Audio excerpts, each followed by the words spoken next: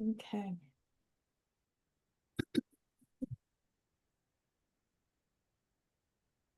Nice to see so many familiar faces and names.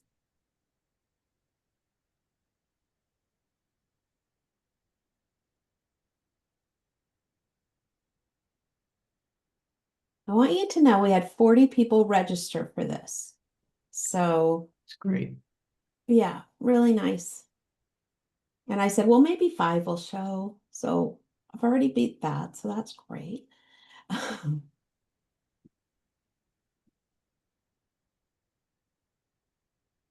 Yeah, what I've seen is at least a 50% drop off rate from sign up to show up, right? But Yep, I'm right there with you. You know, a lot of Mhm. times I end up signing up and using that as the reminder that I'll get the recording, right? Which is fine too. If we have questions, shall we put them in the chat? You can put them in the chat. What we'll be doing is I'm going to go through a set of slides, and then afterwards we will be able to do questions at the end. I have a number of slides that I'd like to share. And then we'll be able to go through and answer questions, but you can use the chat. Paula Doubleday is here, and she is actually going to be able to track those questions. So if things come up and if there's conversations, but I will not be seeing them. Okay. Okay. So until the end, and then we'll be able to do that. So why don't we go ahead and get started? And if everyone can mute, please, that would be great. And then we'll take people off of mute and just be able to have conversation. So welcome everyone. I'm Rachel Kurtz. I'm your council member for District 4 for City of San Rafael. I've met many of you in person. I've seen some of you online. And for those who I haven't met, I'm very happy that you're here this evening. So thank you. Click on. All right. So tonight, I'm not going to be talking about everything related to the city of San Rafael because we would be here for hours. But what I want to do is go over just quickly the sort of how city government, local government works. And then I'm going to talk about the areas that I'm most engaged with: homelessness and housing, development projects, wildfire prevention, city resources, and then I have a couple of slides about summer activity offerings, and that's about it. So clearly there's lots of other topics in the city, whether we're talking about climate change or environmental stuff or parks and rec, and there are other people who are more better knowledgeable in those areas. But if you do have questions in any area related to the city, please include them in the chat or during our Q&A, and I'll be able to connect you to the right area. So for those who aren't quite sure, like, oh yeah, I might be your representative, but how about other representatives? And not everyone on this call may be from my area, the district that I represent, which is the Terra Linda down Smith Ranch Road to Contempo, and Montmarin, San Rafael Park area. So my boundary is Lucas Valley Road, and then it sort of does this crazy sort of jig-jag thing around Los Ranchitos, and the train tracks over there. And then you can see that the other representatives for the city is Mary Beth Bushy. For District 3, that's sort of this, I think about San Pedro area in Dominican. Councilmember Eli Hill is downtown area. And council member Micah Lawrence Galati is for the canal area and along Lincoln. So all of us have, and then of course, sorry, Mayor Kate Collin covers the entire city. So where each of the council members are elected by those who live in a particular district, the mayor is elected by the entire city. And so each of us, though, the 5 of us have 1 vote. And for decisions and proposals that come to the city council, it takes a simple majority, so we need to have at least 3 for something to pass. Okay. So, not going to spend all the time talking about this because, again, this could be all night. But what this really represents is that we as a city work with all these different groups and agencies. So I'm really happy. Julia Reinhardt is here this evening representing for Supervisor Mary Sackett. One of our very strong partners is working with the County of Marin. We don't really pretty much everything we do, we work closely with the county to make sure that we're in agreement and alignment, and they've been great partners in so much of the work that we're doing. But you can see from this chart is that whether we're talking about Marin Sanitary Service or PG&E, now you don't need to know all these particulars. That's for me to figure out if you have a question. And I get questions about all sorts of things. And a lot of times I will end up directing you to the county, or maybe I will direct you to the school district. But it's okay. I figure a big part of my role is to be that connector. So I want to share. So San Rafael, and this is something that the whole board, our council voted on. We have 7 priority areas. And again, you can see these that economic development, neighborhood vitality, all the way to equity, access, belonging, and opportunity for all, and everything in between. Now, each one of these priority areas, and I'm actually going to shift my screen. So this is going to be a little technology project. So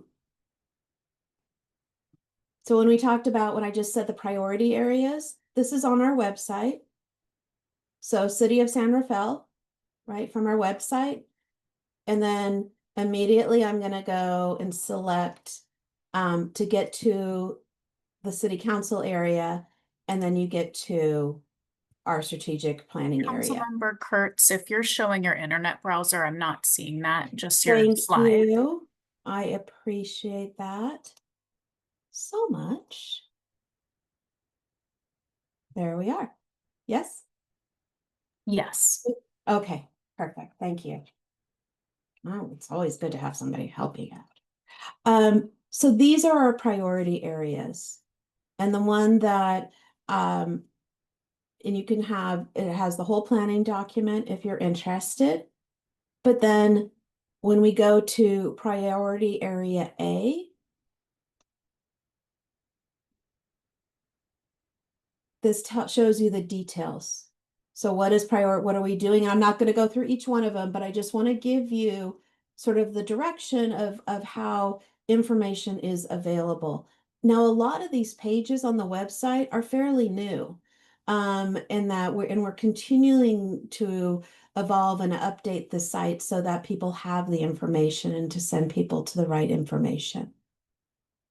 So we have, what are we talking about when we talk about priority area A, our core services, and then within each one of those, it talks about what we're trying to, our objectives. And then behind all this, and we haven't actually seen these yet, but as soon as they become available, they will be shared with the public, are the work plans. So this is a 3-year strategic plan. And so what we'll be doing is working on how do we achieve this plan, and so taking from the objectives and then working into the strategies. So hopefully that covers. And so again, we have lots and lots of areas. I'm going to shift back to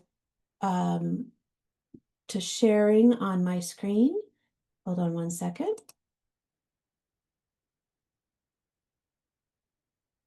Okay.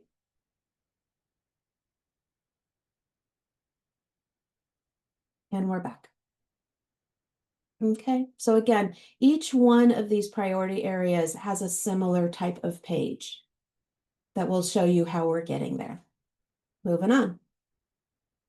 This is a, if you want to get directly to that, you can scan, and that's using your camera on your phone, not taking a picture of the QR box, but it's actually just having it come up. There'll be a little message that says open in, probably open in Chrome. And that will open that page. And that's how that you'll get to that area. Okay, jumping into one of those key topics, homelessness and housing. So we are really addressing homelessness. And I'm very, very proud of the work that City of San Rafael is doing, and also recognize that there's more work to be done. So our approach is really, there is not one single solution to address homelessness. As we all know, if it was that easy, we probably would have figured it out. But what we need to do, because the homeless community, they're all individuals, and every individual may need something different. So our approach is to address it from shelter, interim housing, permanent supportive housing. And permanent supportive housing means that there's caseworker support, maybe medical services within that housing facility. And of course, a housing first model. Housing first model means that our direction is to get everyone housed. Okay. The city had a homelessness solutions working group, and we had a number of members from the community, and we listened loud and clear of what is the community saying we need. And there is a lot of focus on about providing shelter as well as interim housing. Because we know today there is not enough permanent supportive housing, and there's definitely not enough housing. And this is just for the homeless community. We do have the Mahone Creek Sanction, sorry, it's typo there, camping area. And so that has been developed. It was funded in a partnership with the county and funding that we received. And Mahone Creek, for those who don't know where this area is, it's over by Sprouts and Staples. I had somebody the other day ask me if that was a farmer's market. I said, nope, not a farmer's market. That has 24/7 security. It has a very strong management focus in terms of working with the residents there. And we're seeing success where, because now these members in this community have a place to be, they are able to find jobs, right? They're able to work. And we have actually had success in some of the people at Mahone Creek be able to move into housing. And so obviously, you know, as well as we're working on that path, we're also working on the path to provide affordable housing and housing projects, both supportive as well as non-supportive housing. So again, it's not just the city, it's not just the county. We have many, many partners that we work with in this space. And this is just a small subset of that. There's many others. I hope everyone's familiar with the SAFE team. I'm trying to remember the actual acronym. I had that in my notes, but I'm not seeing my notes. I'm doing it off the top of my head. So this number you can call, and I have it programmed into my phone. And if you see someone that you feel might need some additional help or care or assistance, call the SAFE team. The SAFE team knows pretty much everyone on our streets right now and can provide a very warm, supportive, helpful approach to helping them. And whether it's to get them into a shelter or to provide them food or clothing, they're in a position to be able to help. And that has been funded through not only the city and the county, but we've also received grants to support this program. So this is what Mahone Creek Encampment looks like. And there's a lot of rules for those who are living there, but they each have their individual tent. It's the people that's, again, the staffing who's there manages this community very, very tightly. So affordable housing, and actually, I don't want to really just call it affordable housing. It's really housing, right? This is about housing. There's a combination here of supportive housing as well as housing for those who are coming out of homelessness. For many, affordable housing based on our requirements of what AMI are, average monthly income, is not really affordable in many areas. So just want to share though, but these are within partnership with whether it's with Eden Housing or with the county. We do have supportive housing here. And honestly, we need to have more. So again, these are statistics from the county. These have been since 2017, and we're almost at 100%. Julia may be able to know for sure of 100% of veterans housed.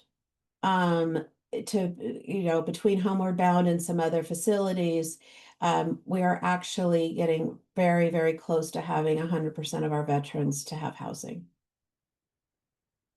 Okay, I know many of you are here for this conversation, major development projects. I am learning. Did not serve on the planning commission. I am not a planner. So a lot of the information is I'm learning as well as everyone else at the same time. These are the phases that a project goes through. And when we talk about major development, we're talking about projects over 8 units is considered a major project. I pulled this slide from one that was presented in presentation that I think was done for the Planning Commission in May. So again, pre-development, formally submitted, entitled, and under construction. Those are terms used by public entities, I believe, in terms of development projects. And so pre-development, and you can see on this is that the first time it gets to the city council is for entitlement. That means that the city council has reviewed it and approved it. And that project then is entitled. Prior to that, the city council is not necessarily involved. And it's a little caveat, but we're, as a public entity, because of California law, Brown Act, or federal law, maybe it's federal law, of the Brown Act, we can't speak about things unless we're in a public setting. Or only 2 of us can speak together. So again, these are the formal phases that projects go through. So I was actually curious because you are hearing from us a lot that says the state is mandating us to do, and this is there's 2 parts to this. So the state is mandating us to encourage more housing development. The state has passed, I think, at least three significant bills, and there are a few others. So you hear about SB 35, SB 9, and most significantly, we have a new one. And again, these slides will be available to you, and the recording will also be available to you. So I don't want to spend the time going through and reading each specific one. But these are the bills that when we say the state is taking away a lot of our local control, these are the ones that are taking away a lot of the local control, and it looks really different than it did in the past. So the one that was just passed is the CEQA overhaul. CEQA, California Environmental, Pam Reeves, help me here. Quality Act. Quality So Act. this is the Environmental Quality, yeah. Quality Act. Thank you. So this is this was just passed, and jurisdictions are just trying to understand what this means and how it will apply to us. But this is designed to really encourage more housing. And again, that's okay, right? There's some reasons behind this. And then there's SB 64, SB 4, and AB, these other ones below, the honorable mentions. These have also happened. So what's going on here, right? All these new bills at this time. What's happened? Why now? So then I did a little bit of research. So in 30 years before 2017, there were three pieces of legislation to boost housing. And these didn't really do it. And so we really haven't had housing. And that's why we're at the situation we are today.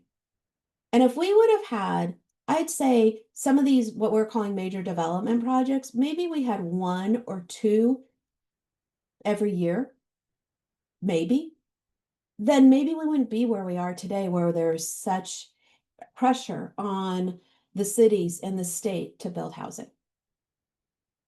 So that's my perspective, and I get it. So, I mean, we don't have housing right now. We don't have places for workforce. We don't have places for younger families. We don't have places for our first responders and our teachers and people who want to live in this amazing, beautiful community. So we built our own bed, put it that way, right? We made decisions along the way, and I say we because for many of us we all lived here, and we didn't vote and we didn't push and we didn't pressure to say, wow, we haven't had any building going on in 30 years. What happened? So people ask why now. This is why. Here we are. So why, and the other question is, why is so much happening in North San Rafael, in this area?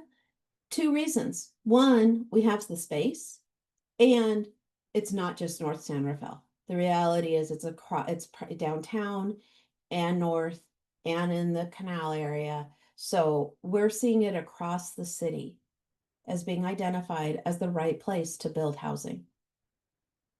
Northgate Town Square, 555 Northgate, 4040 Civic Center Drive, that is up the hill where the medical center is right now. And again, I'm not going to go through each of these plans because that's not the point of tonight. It's just to give you a bit of an overview. 50 Marydale Road. Okay, there's a lot. If everything happens the way that's being currently proposed, that's a lot of new housing. I get it. It is, absolutely. It's going to be different. Let me walk through a bit of the timeline. I want to use this as an example. 555 Northgate. You will have this information, and I'm also going to be able to show you on the site what this looks like. Because what we're trying to do, and this is fairly new, is that we really want to make sure there's enough transparency and visibility, especially for these big projects. People need to understand. Now, 555 Northgate has not come to the council. 555 Northgate has not had a formal application. They're still incomplete. Okay, so it has been out there for a number of days, months, whatever, however you want to say it. It's been out there for a while, but it's still incomplete. And even when it comes to the council, and if it gets entitled, remember that terminology, that one slide that I showed that said these are the different phases, it gets entitled, it then is on the onus of the developer to build it. And we don't control that. We can't say when, or people say, well, why didn't it happen? Well, I don't know. So like, when is Northgate going to be done? Not sure. It's a bit out of our control. Okay. Let me just go back to this for a second and try to do the screen sharing again, because I want to show you on the website what this looks like these days. So I'm going to go back to you can see my screen. Hopefully you can see the homepage. Major planning projects, right? Here are all of our major planning projects. These are the ones I just talked about. These are the ones that are downtown. Loch Lomond. Let me go to 555 Northgate. So on this page, and again, if people have suggestions of what else should be here or what let us know. I mean, hey, I get really critical messages like, why did you do this? And I'm like, oh, I think that's a really good idea. Why don't we do that? So, I mean, I think we're open to different ideas. But what we're trying to do, and based on what we've heard and the feedback we've received, we are looking at every single project to have the same type of setup. So it will have the applicant, the project contact. You could see sort of as a generic email that will go to the city, but to the right group of people. And the project status, it's incomplete. If it's incomplete, it means it hasn't gone to planning commission, it hasn't gone to the council, decisions have not been made. It means the city has a set of objective standards and are continuing to work with the applicant to even submit the application. Okay. And then you'll see documents, the timeline, correspondence, and most importantly, you can put in your information to subscribe. So that way, when something changes and you're subscribed, you'll receive a notification. And you can do that for all projects. 4040 Civic Center. Applicant, project contact, project status under review. Formal applications submitted, applications under review. This is a timeline. What we call it internally is a shot clock. The state now mandates how quickly we need to, we can't just sit on it and say, we'll get back to you later. We have 30 days. So they have to, and then it goes back and forth and back and forth. And then that's where the incomplete, not complete, and then the public hearings. So you can see, and again, you can subscribe. I have asked, just so you know, I have asked that if you want to just subscribe to projects for North San Rafael and to all of them, that maybe we can have one email about that. I'm not sure if that will work based on what's happening and stuff like that. So, okay. I hope that provided a little bit of information.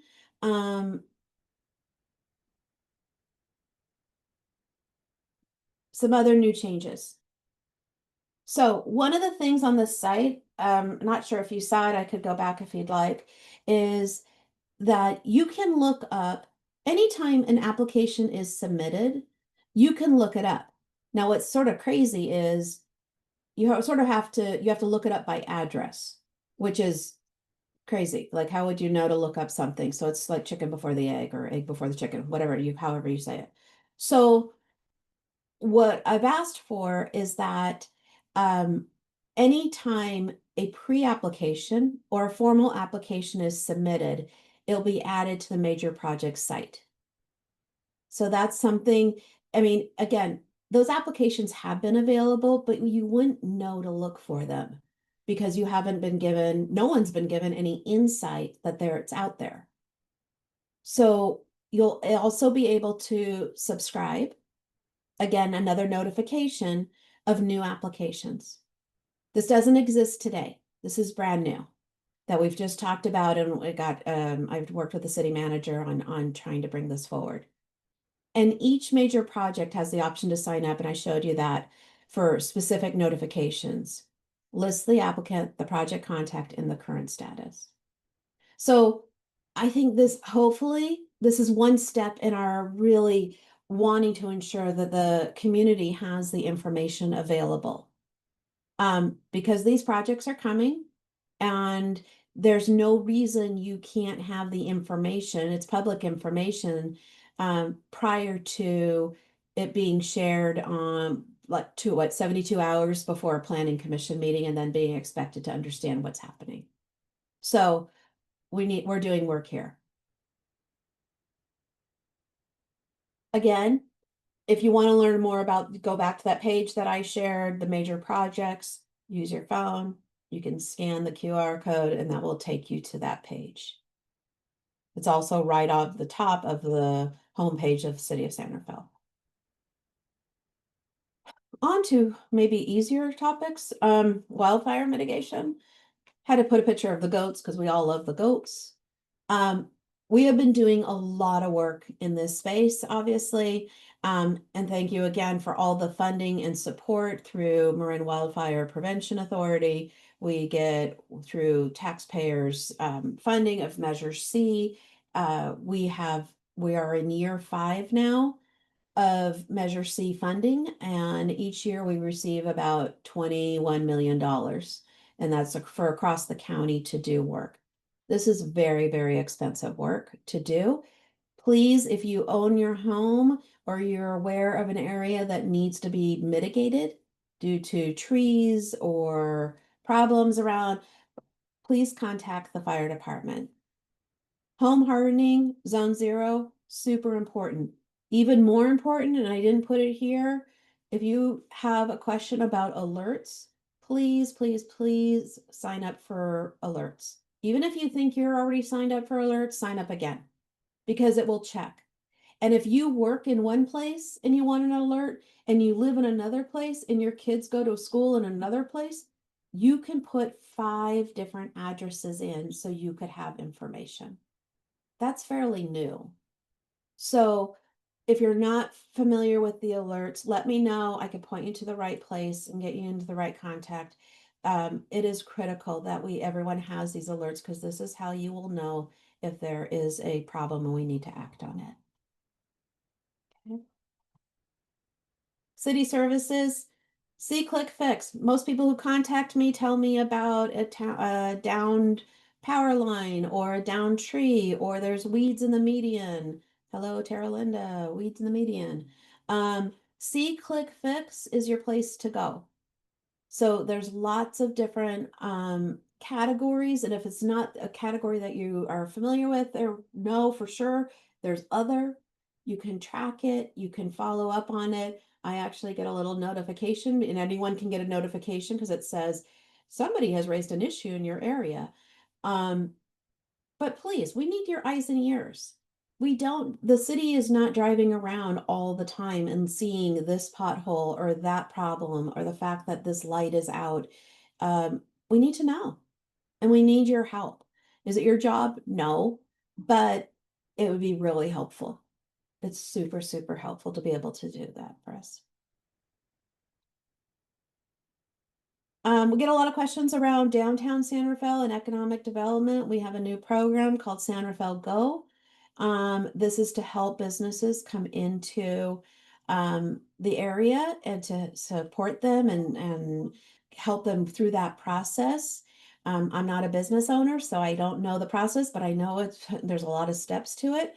And I just returned this evening from a ribbon cutting of a new pizza place downtown on Lincoln, right near Soul Food. A little plug for Hot Italian.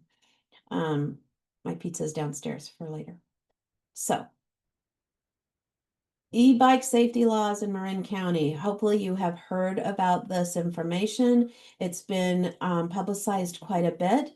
The county is taking a lead on providing this information. This is a law passed by Assembly Member, or put forward, excuse me, by Assembly Member Conley.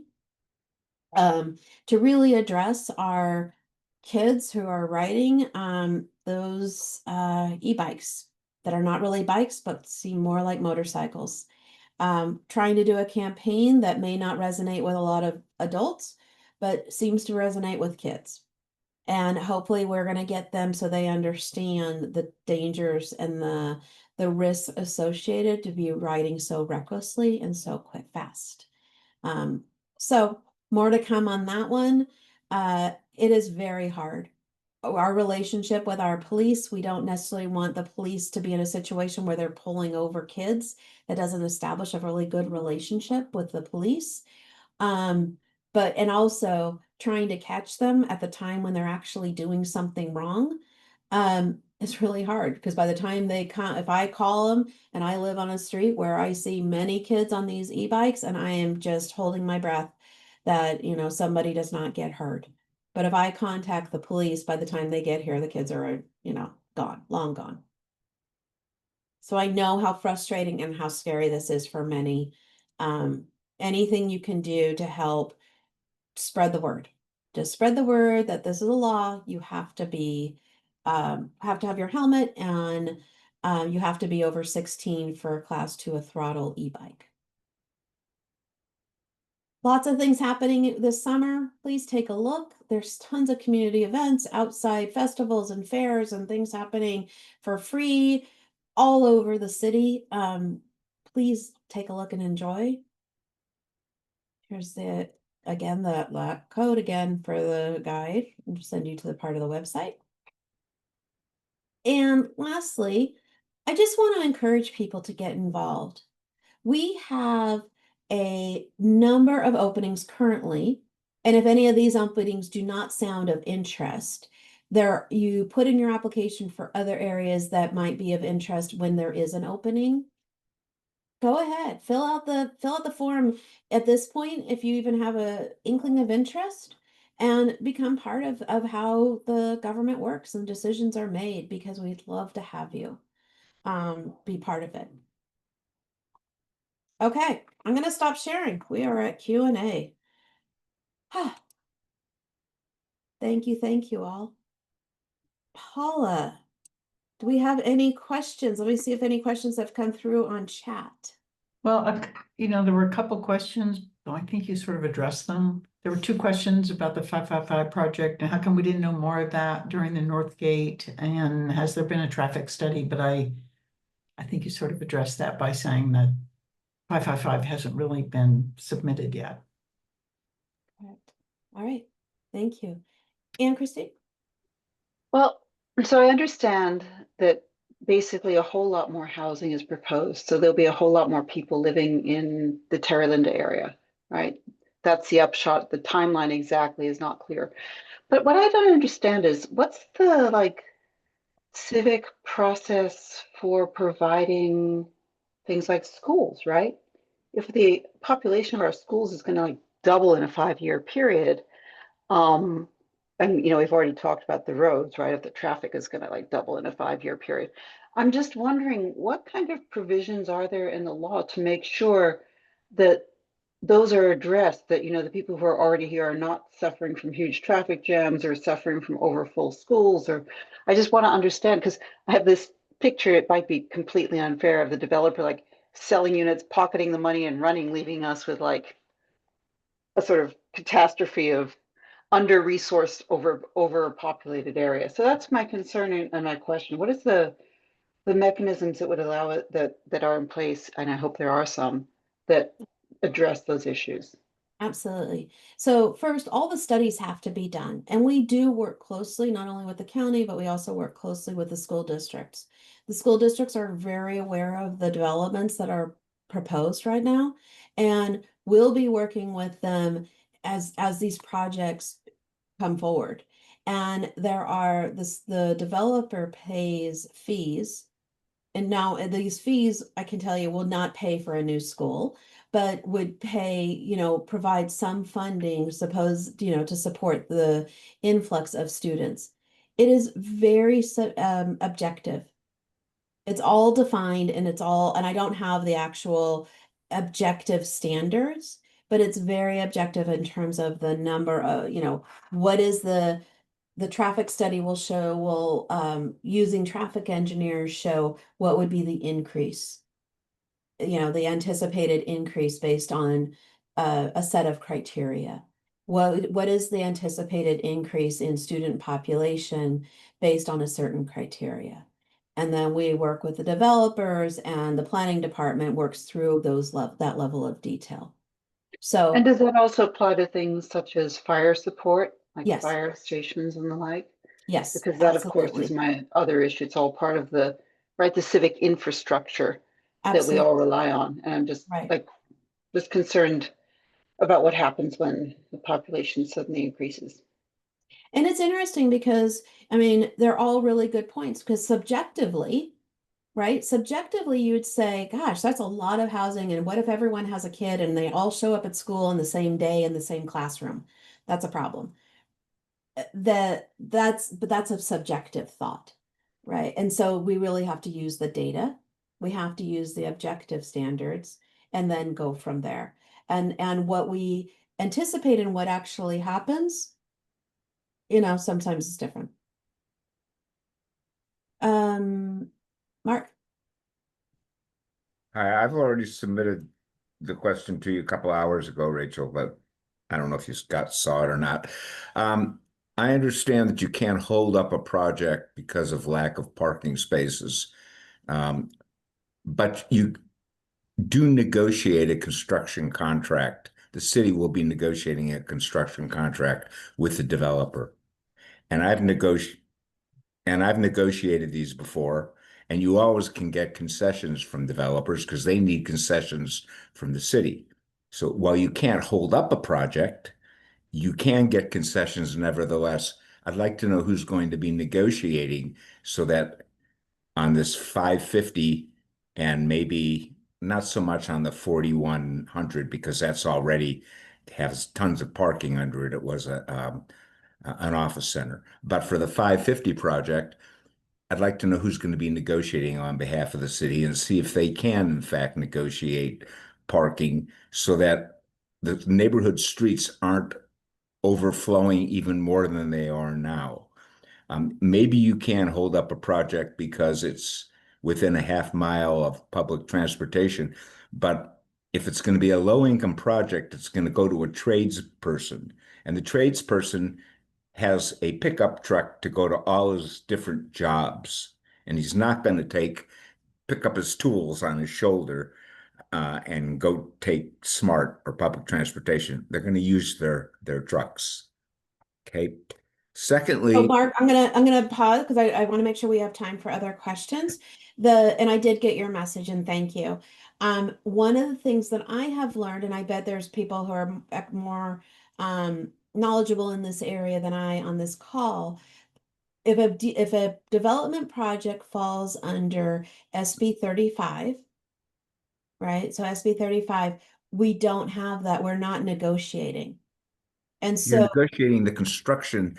Nevertheless, you can't hold up the project, but you can negotiate the actual construction contract, in which case, possibly, but it's not that easy these days. That's what a lot of these laws have come forward with. I understand, but But it's that's why I wanted to talk to the person that's negotiating it. Secondly, and I'll be brief, you've had a parking uh, consultant group that you've paid hundreds of thousands of dollars to in the last year and a half, and they've done one project, Spinnaker, which is unsatisfactory to those residents because they know people. When are they going to have a comprehensive parking plan so that we can get permit parking and alleviate this problem? Even if you can't stop the construction, you can alleviate the parking problem and use Northgate and use schools at night and do something creative like that. When are there going to be steps towards this? It's now a year and a half. I think with the initial parking study, I think they're working on that, still working on that one. And we need to follow through on what's happening at Spinnaker and then see if there's opportunities to look across the city. So I'll take it back. I mean, I'll take it back. I think permit parking raises a whole host of other conversations and concerns around stuff. Okay, other questions? Again, I'm not watching the chat, so hands, Deborah? You're on mute. Mute. Yeah, I had a couple questions. One is, what is the status of Nazareth House, which has been vacant for years? Years. That's one question. And I guess the other one is, we have that abandoned house at number 3 El Pavo Real Circle.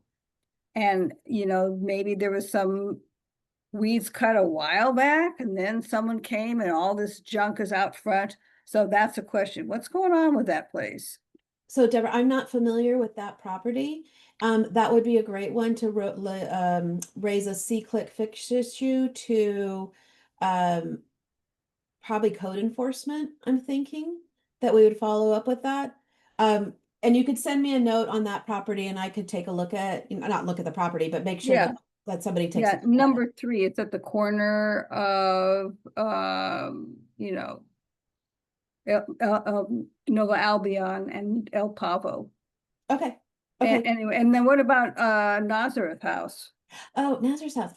Good question. I mean, haven't heard anything for a while. I had heard potentially some housing going in, but I have not heard anything on that property for a while. Who owns it? It was sold to a developer.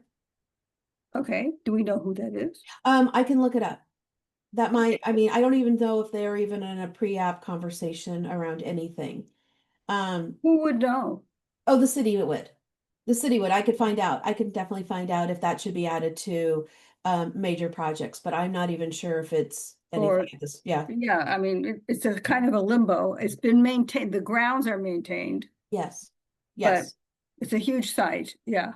Right. Okay, thank you. Okay. David, I see your hand. Thank you.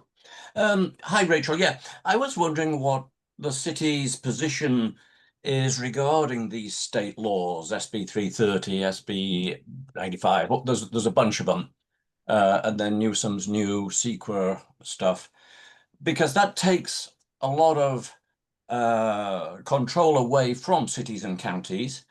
It seems to be one size fits all. I think many people in California agree that there's a need for particularly affordable housing, but I think they also think that there's a right way and a wrong way to do it, and just steamrolling through existing neighborhoods and changing the whole tone of those neighborhoods isn't necessarily the right way to do it. And so has the city thought about fighting back about this, or is the city happy with the situation as it now is? I know that there's at least one proposed constitutional amendment to try to get local control back to localities instead of the state's heavy-handed one size fits all. So where is San Rafael on this? So I mean, I can't speak for the council because this has not been brought up at the council level, but I can speak for myself that I am aware of some jurisdictions not in Marin who are trying to, as you say, challenge some of the state laws. That is going to be bigger than what San Rafael would take on. We have received some letters from Cal Cities with their recommendation that cities sign on so that we can maintain control. The one that we actually, I believe, sent a letter of opposing was the one where it was Wieners and Judy Bloomberg. I think it passed. I think it passed the one where around transit lines, that building along transit. Yes, that passed. It did pass. So we had opposed that one just because for San Rafael, a number of the cities along 101 corridor, we would not have that control. And so, but that one did pass as well. So as a city, no, we are not challenging necessarily and making that a priority to challenge the housing laws. I'm very supportive of housing, and so many of the pieces of legislation in support of housing I have supported.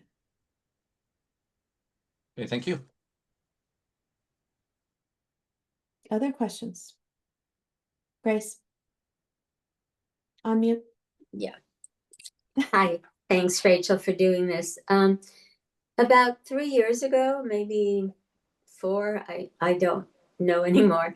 Remember, there was a committee formed for coming up with San Rafael's RENA plan, and a group of folks from different neighborhoods and different walks of life were asked to participate.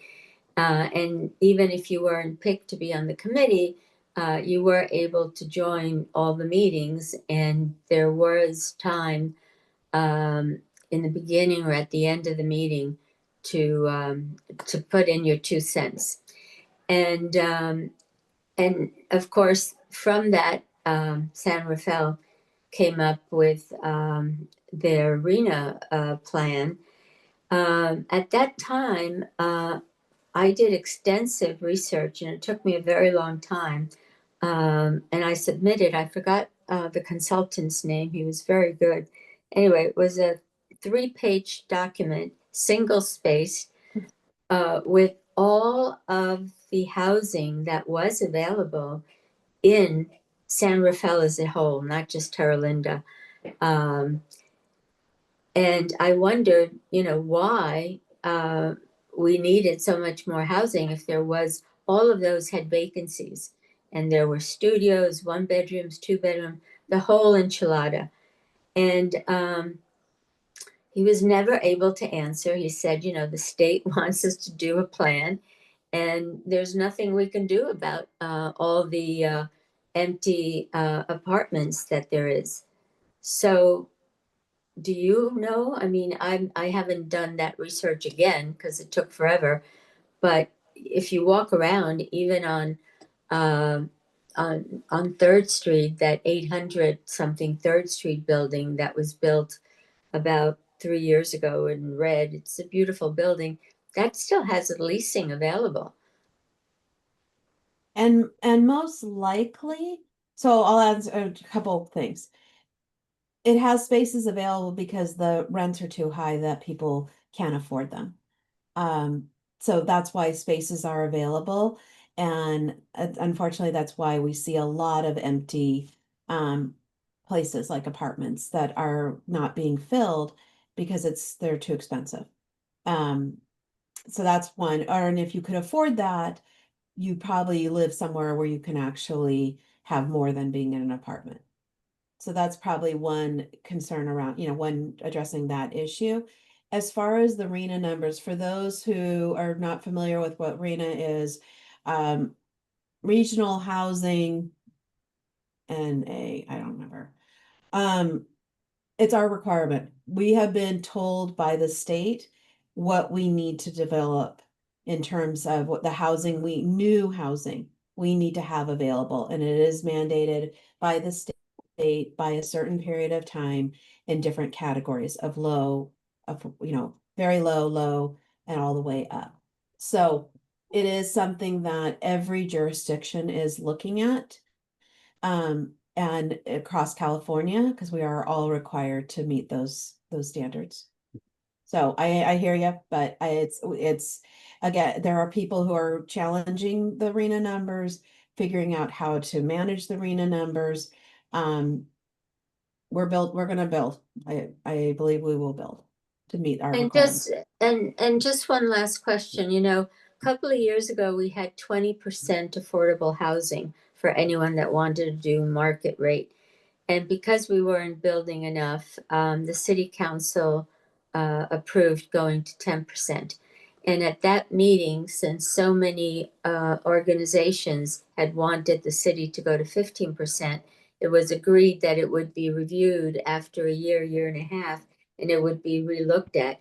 To my knowledge, it was never reevaluated. So we have huge places like, the Northgate Mall, which is only going to have 10% affordable housing. That's not going to make a dent, for the people who work here and come from other areas. And so many of the buildings that are getting built all have 10%. So is that going to be reevaluated? I believe it is going to come back at some point to the council to reevaluate, but one of the things that's going to be important is to look at the data to see even at the 10% how much has been developed. Right now, we haven't received, we haven't seen it even at the 10%, even though those projects have been approved. We haven't seen the units. It's one of those, let's see it before we change. Want to believe it. Thank you. Thank you.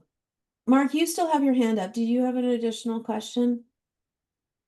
Here, what's going Okay. on? I can't hear anything. Oh, Did you say something to me? Mark Gaynor, you still have your hand up. I just want to make sure. No, I should have taken it down. But I would like to hear from you on this as to who is going to be negotiating the construction contract and what's happening on the parking situation citywide, especially in our area. I'm gonna submit your question to the city because I don't have that information. I'd like to hear back. Okay. Other questions? Things I didn't cover that you wish I would have covered? Can I just say, there was one other question from someone about how and maybe this is something direct to the city, but how the fire department will be able to provide emergency services for the mall and if 555 happens with all this parking issues. So That was a question from Pam, which I know you can look in the chat when we're done, but maybe that goes to Okay. the city.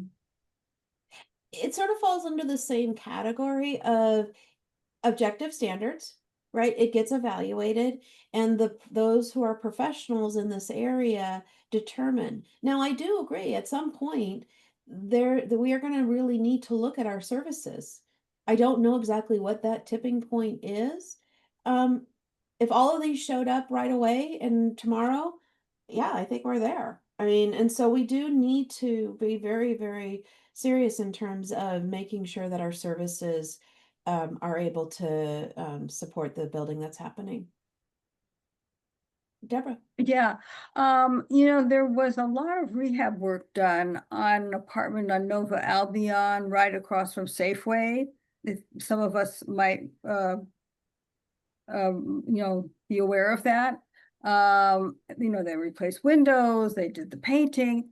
I'm wondering, were the tenants, had to vacate and now they're renting all those apartments again? Do you know anything about that? That's actually, Julia may be able to chime in on some of this as well. That was under Bridge Housing. So that was with another organization. It received funding for preservation. Preservation is a really good opportunity for people to update and redo different apartments. I know in some cases, because I have a friend who lives there, they were given the opportunity to go stay at a hotel for some days, and then they came back, but they were able to just improve their housing situation and improve the apartments, and all the residents were not impacted to have to leave or move or whatever. Yeah, I wondered about that. And that also, Rachel, accepts Section 8. Yes. So that's really good. Yes, absolutely. I like seeing preservation projects. Great, thank you. Yeah. Thank you. Anyone else? Look at that. 7:59. I'm so excited. Here's a question. Lee? Is it Lee?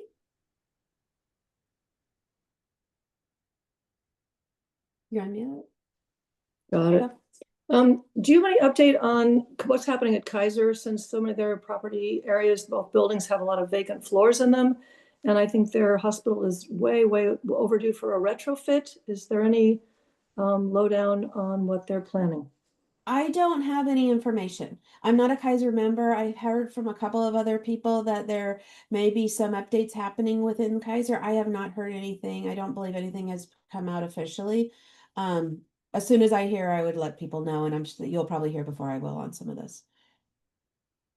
So I know the Kaiser on Los Gamos is very busy these days. Other questions? If you'd like, I could see if I could find out some more information. Okay. Other questions? Please contact me. I'm not sure exactly where I'll put the recording of this video, but I'll figure that piece out.